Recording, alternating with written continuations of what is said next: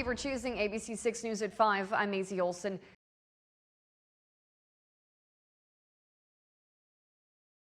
Now to a developing story out of Iowa tonight. A man is behind bars after being accused of attempted murder in Howard County. There's people calling this southwest corner of Albert Lee home, and those just trying to protect it feared for their lives. The magic number for these two candidates is 270. They need that many to take the White House. A little game called Lean and Tossin'. Oh baby, Randy Brock needs a new stuffy. I'm gonna bring him one home. All right, Brian, are you ready? That's right, and the local sheriff's office there is ensuring that everyone has a warm place to stay. Now, 6 takes you inside the active shooter situation from the men and women. Tonight, concerns are growing between medical professionals and the FDA over a newer supplement on the market, despite some claiming it's a safer alternative to opioids. It's called Kratom. Now, a cow like this can give around 5 gallons of milk each session. I don't know if it likes you very much. And here in Rochester, police are looking for a missing man. Everybody in the courtroom was crying as that verdict was read. Adam Fravel stood up very stoic, no signs of emotion there. The state fair every year just keeps thinking of more and more things that can get smiles on people's faces. I'm one of those people. Specific things that the government could be doing to help ensure that these small business owners that are worried about their bottom line can stay afloat. They say that anybody can drive a bus, including me and including you at home. What a live shot you had this afternoon in Austin. Byron softball making history tonight. Going into a celebrity cook-off. I would like to win, so let's take a look at what we got. All right. Okay. Let's take. It's overwhelmingly hot outside, but you have no idea just how hot it is inside this full firefighter suit. A mother who is never coming home and a father responsible for it all. This courthouse behind me filled with dozens and dozens of tearful family and friends as the search for justice for Madeline Kingsbury is finally over. Just hold me tight and tell me you'll miss me. What should have been a home filled with love instead became the focus of a crime scene when Madeline Kingsbury just disappeared. I wasn't leaving that house until an officer was telling me that, hey, you know, we're gonna look into this, because I knew it was bizarre. Her family knew it was bizarre. Thousands of people Try to stay in line with that group over there. scouring fields and woods, all hoping to bring her home. But the ending no one wanted to find ended here. Looking back through text messages and Facebook messages, I knew from that night that she was gone. The beloved mother's remains would eventually be found just a few miles from her killer's parents' home in Mabel. The village idiot thought he was a criminal mastermind. It's been a 1.5 year long journey for those that loved Maddie, those that knew her, and those that simply wanted justice. And for the past month, that's exactly what they've been waiting for. There's no scarier feeling than having to sit on the stand hoping that you do enough that your friend gets justice while it feels like half the world is against you. It's that justice Maddie's own family and friends were fighting in the dark as they were unable to be in the courtroom until they faced her killer on the witness stand. We knew less than anybody. We knew less complete than blackout, strangers. so we still don't know much what was going on. The first tears Adam Fravel shed were not because of Maddie's autopsy photos or emotional testimony from her family. It was the moment an all guilty verdict was read. He should be crying. Like, good. How many times did we wipe How many her times tears? have we wiped Maddie's tears? How many times have we had to wipe each other's tears? Maybe he's finally getting some grip that what he did was unspeakable and horrible and terrible. And honestly, I hope he feels bad. Despite that verdict being everything Maddie's loved ones had hoped for, they say it is not a win. We're glad of it. It's a bit of a Pyrrhic victory. We're not going to get Madeline back. Fravel can't be punished enough. But Maddie's name now stands for something bigger, a beacon of hope and a warning for others struggling with domestic violence. The state struck a blow for abused women today. Yeah, very true. The judge needs to take care of her end of it, and the message has got to go out. You can't do this and get away with it. Adam Fravel will serve nothing less than life in prison because of that first-degree murder with premeditation conviction. And as for Maddie, her friends and family are working to create the Madeline Kingsbury Foundation to save others from suffering her same fate. In Mankato, Maisie Olson, ABC 6 News. This night still haunts law enforcement to this day. Now, 6 takes you inside the active shooter situation from the men and women that worked to keep the Shady Oaks neighborhood safe. It's something that's never going to leave us. And the people that live in that building, that live in that neighborhood, and in the community as a whole, are never going to forget it. I could have sworn I heard a gunshot or a firecracker, and I'm not sure which one. In November of 2020, this 911 call changed everything when a sleepy Albert Lee neighborhood was awoken by gunfire in the night. Officers arrived at this apartment complex off 4th Avenue, but didn't realize the danger laying in wait.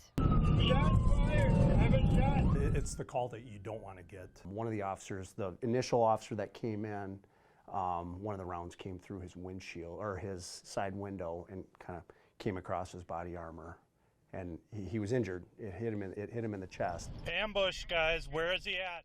Officer Cody Needham's life saved by his bulletproof vest, while bullets ricocheted off his fellow officers' squad cars.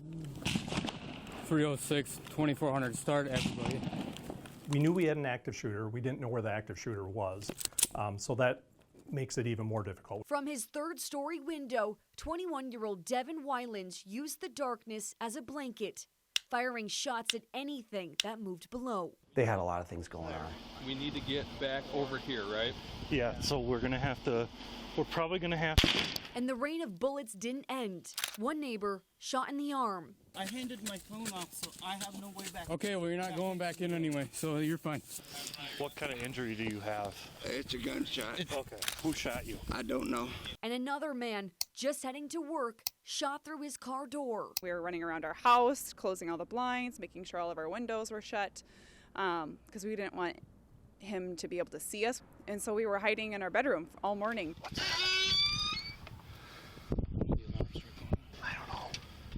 I can't sit and take 10 minutes or 20 minutes or an hour to think about what I'm going to do. We need to do things now. The shooting is going on. I saw when the other guy, Daniel, got hit. Yeah. Came from a downward angle from, I want to say, the 3rd or 4th floor. Hours after the gunfire erupted, police determined the bullets were coming from above. So just like an active shooter, stop the shooting, stop the killing, stop the dying, stop the bleeding. Airborne drones scaled the building, searching for the shooter, as Weiland searched for his next target. The entire Shady Oaks apartment building evacuated. We're going room to room. We had keys. So we're going room to room, pound, pound, pound, no one answers, open the door, search it. If they're sleeping, get them out of bed. They're coming with us. We're getting them to a stairway. We had guys giving piggyback rides down these stairs to people that couldn't walk. Stretching into the 7th hour, teams deployed tear gas through Weiland's window.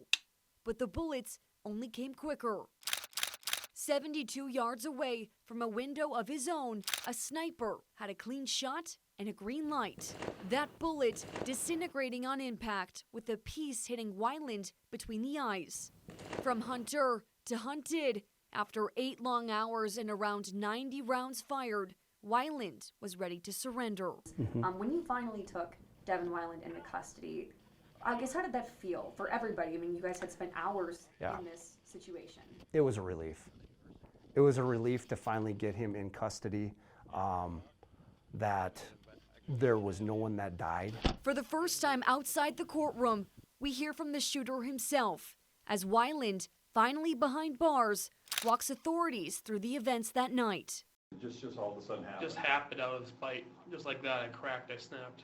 Just snapped. And why did you snap? I don't know. He says after a heavy night of drinking that led to a fight with a group of people, he armed himself inside his apartment, but one of his guns discharged. Then I said, you know, they would take my guns away. This is the last stand. I didn't want it to come to that, but I just first started shooting a few rounds so the cops would try killing me. I didn't want to kill any cops.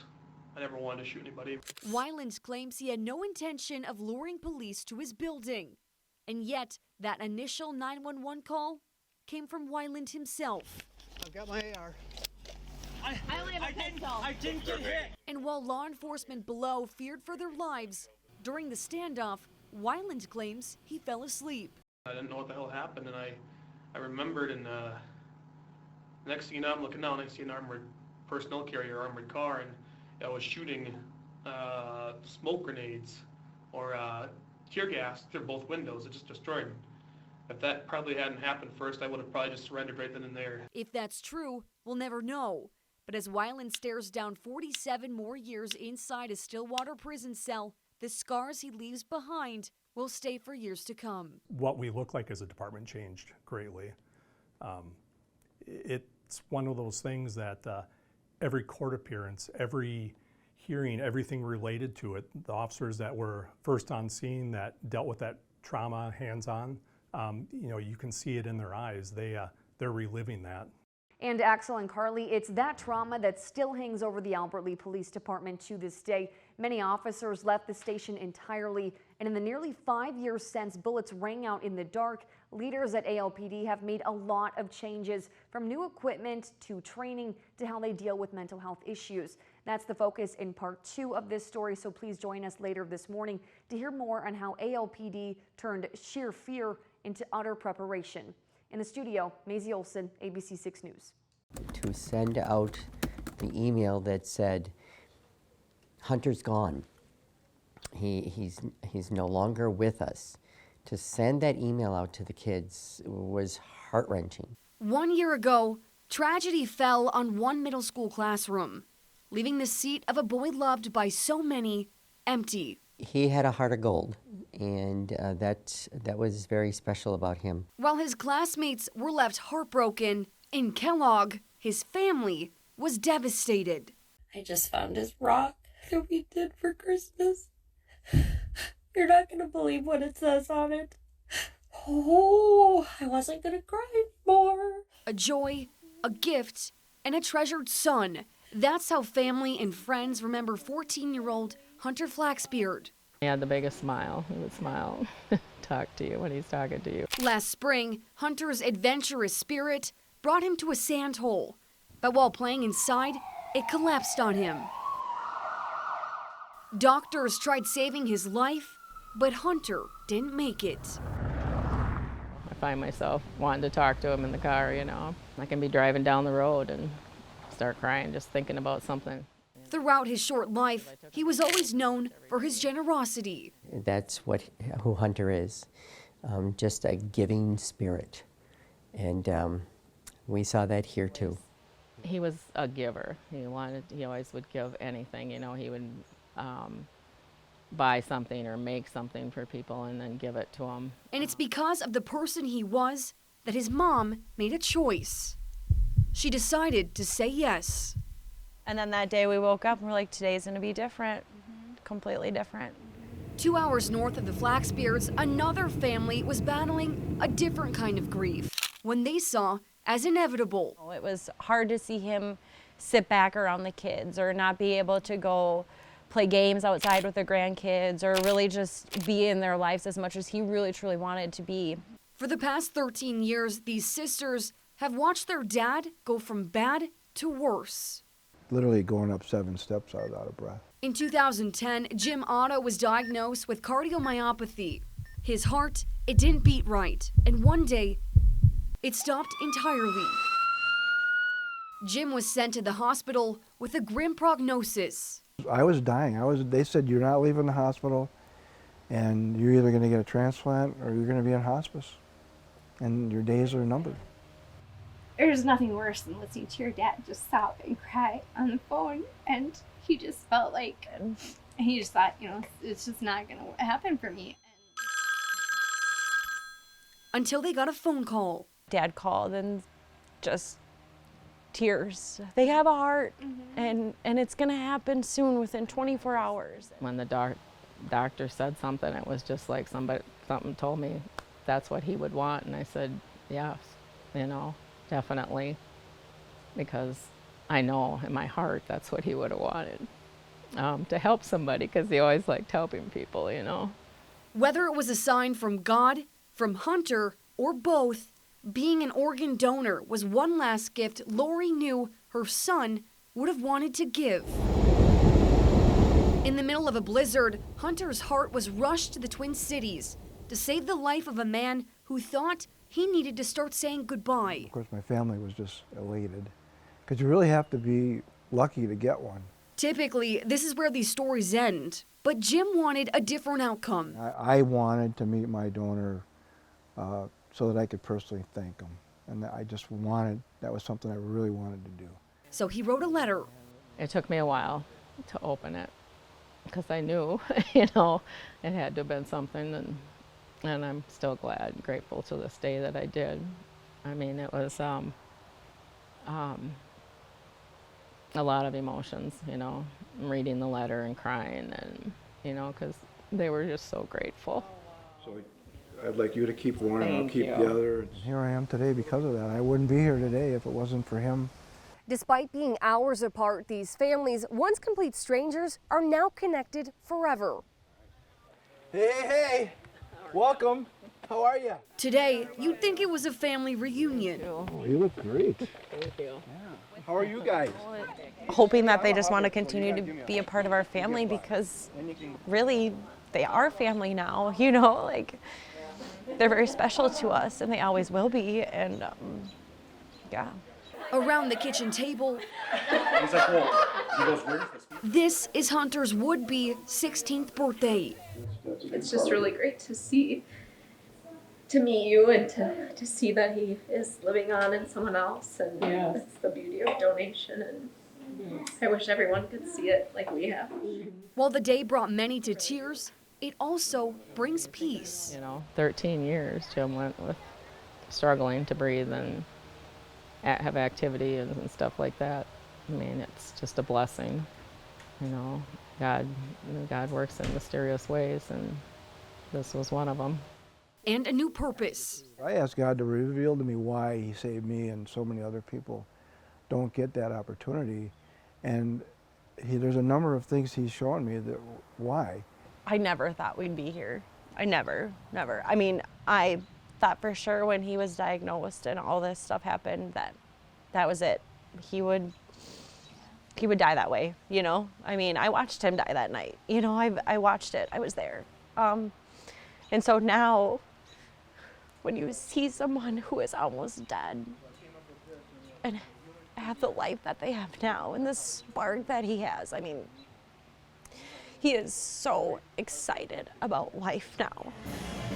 It was a gift Jim's family says they can never repay. And for the mother of that generous boy, her gift is hearing her son's heart beat once again.